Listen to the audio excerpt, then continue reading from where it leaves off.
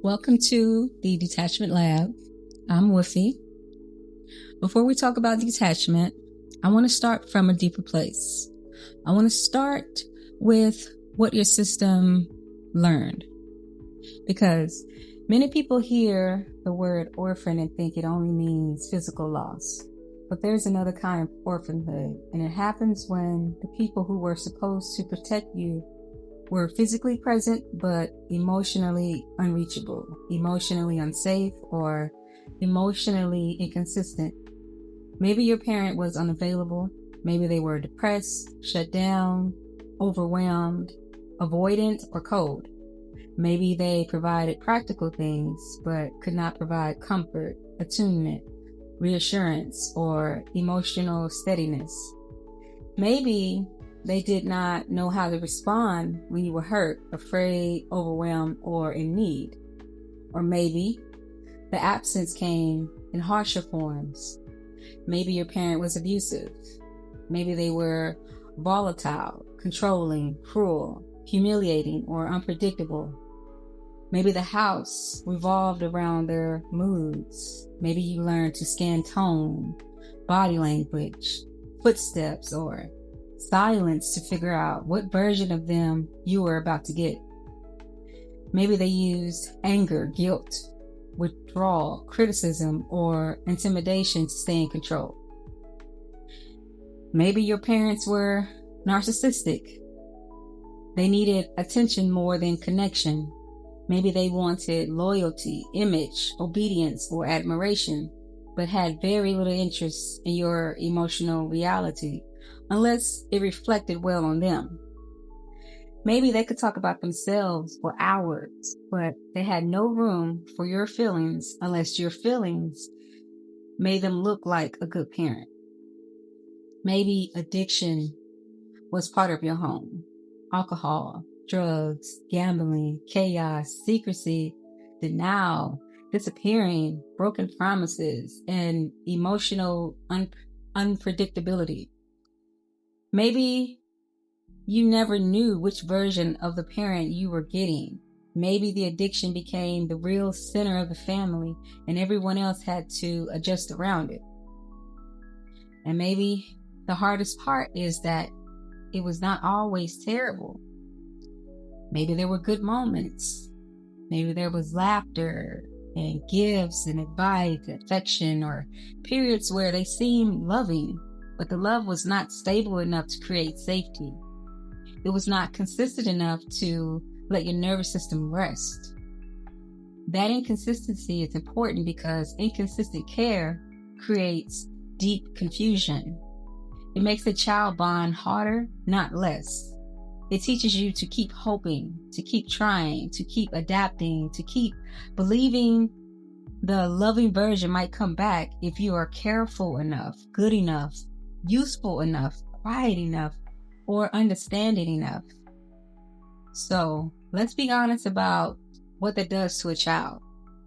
It turns them into a watcher, a manager, a shapeshifter, a child who learns to read the room before they read themselves, a child who becomes highly adaptive and highly responsible, a child who mistakes self-erasure for maturity.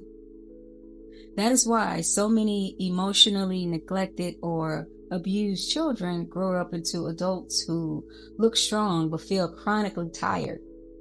Adults who can function, perform, caretake, and survive, but who still feel starved for something they cannot quite name. That something is not a weakness. It is the unmet need for safe attachment. And if detachment feels hard for you now, it is because some part of you is still trying to finish what never got completed.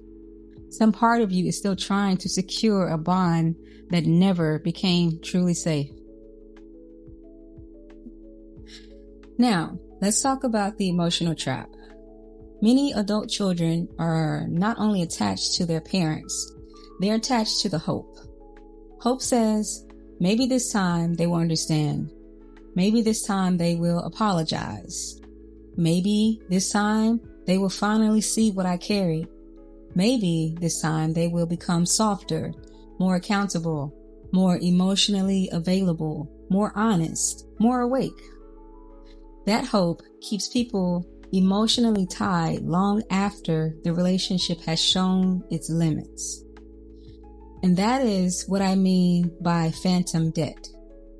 You are still waiting for emotional repayment from someone who may not have the capacity, willingness, or stability to give it.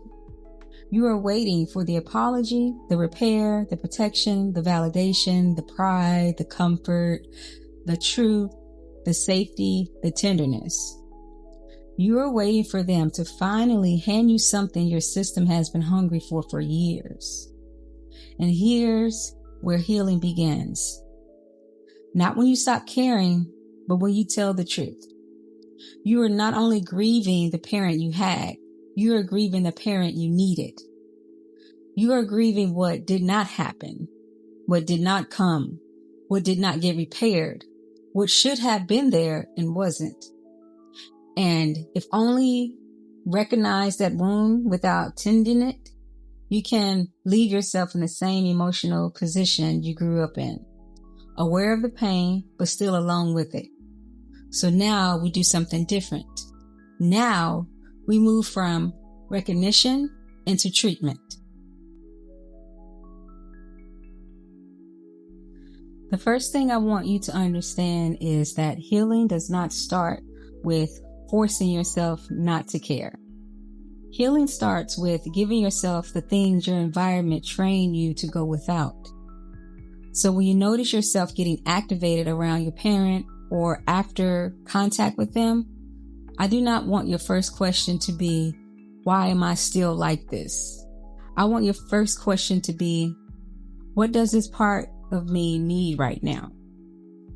That question changes the whole process because the neglected child inside does not need more judgment. The traumatized part does not need more performance. The exhausted adult does not need another lecture on being strong. What you need in those moments is regulation, reality, and repair. You need to slow the moment down and say, something old just got activated. Let me not abandon myself here. That might sound like this. I feel small right now. I feel ashamed right now. I feel the urge to explain myself. I feel the old panic that says I have to fix this. I feel like I disappear in that conversation. That is healing. Not because the feeling goes away immediately, because it doesn't, but because you are no longer overriding your own experience.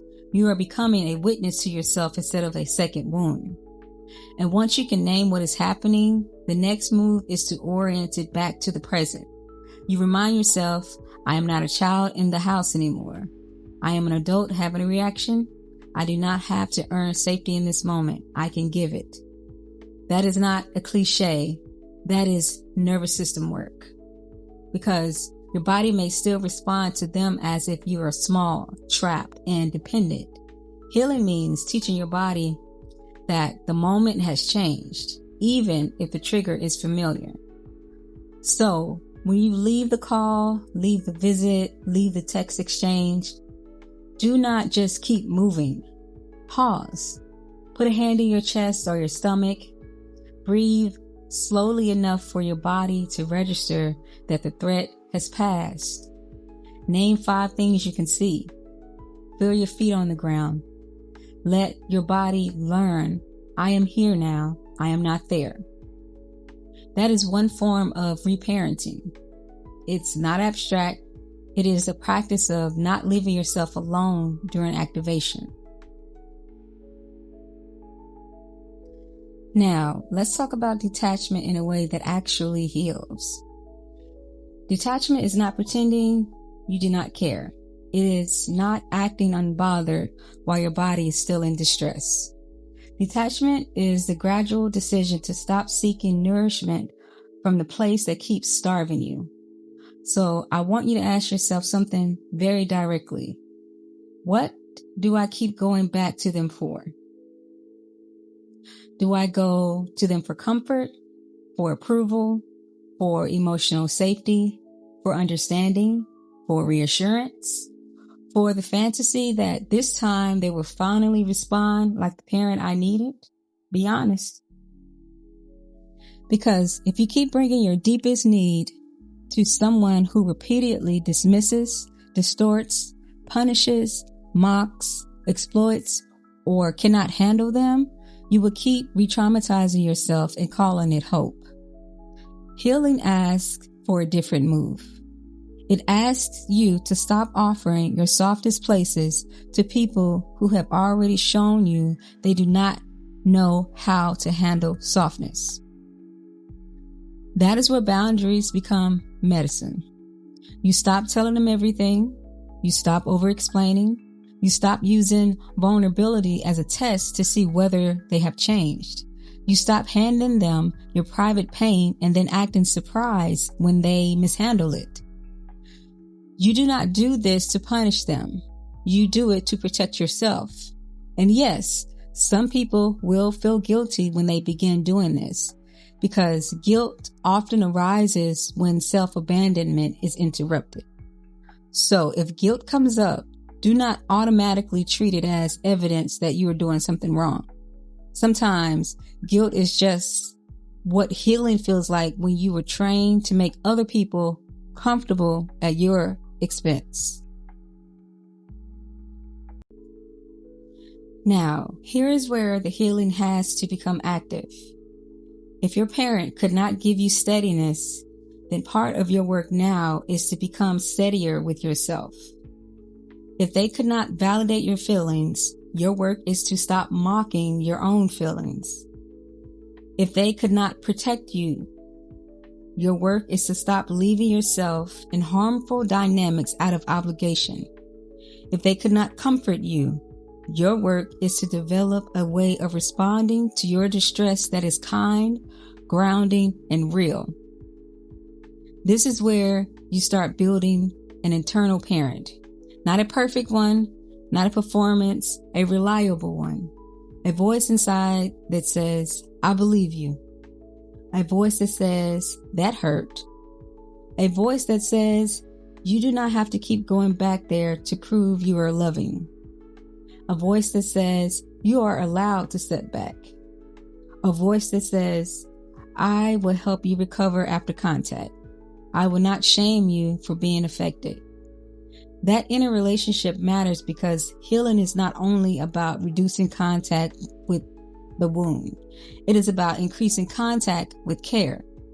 So after a hard interaction, do not just analyze what they did. Tend to what happened in you. Feed yourself, rest, journal the truth instead of the edited version. Speak to someone safe. Go outside. Put your body back into rhythm. Remind yourself what is yours and what is not yours.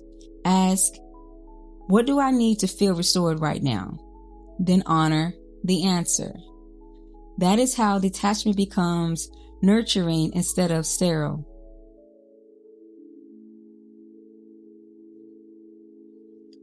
There is another layer here, grief. Because every time you stop expecting something from them that cannot give, there is usually sadness underneath. Sometimes rage, sometimes emptiness, sometimes relief mixed with heartbreak. That is normal. You are not only setting a boundary with a parent, you are also loosening your grip on the fantasy that one day they will become what you need in exactly the way you need them. That loss deserves compassion. So let yourself grieve without turning grief into re-entry. Feel the sadness without using it as proof that you need to go back and try one more time. Feel the longing without automatically converting it into contact. Feel the emptiness without rushing to fill it with the same person who created it. This is a huge part of detachment. Learning that longing is not instruction.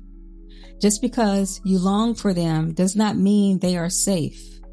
Just because you miss them does not mean contact is healthy. Just because you still want the parent does not mean the actual person in front of you can become that parent. That is a painful truth, but it's also a liberating one. Because once you stop asking the relationship to be what it is not, you get to build your life around what is real. Healing cannot happen through deprivation alone. You cannot just stop reaching for the wound. You also have to start reaching for something healthier.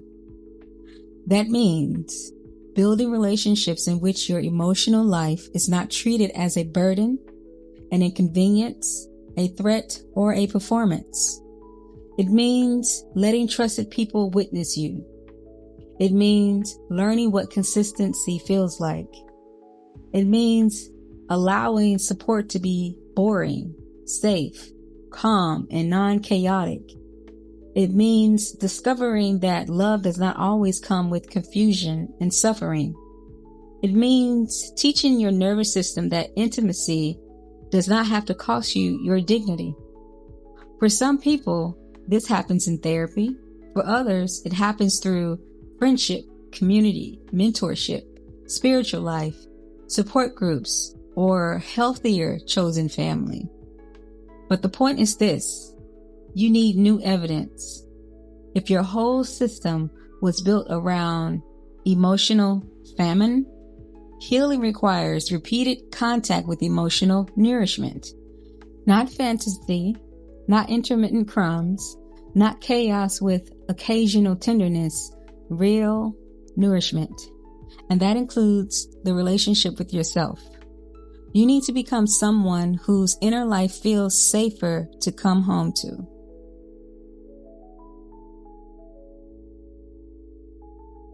So let's bring it together. Detachment is not rejection. It is not bitterness. It is not punishment.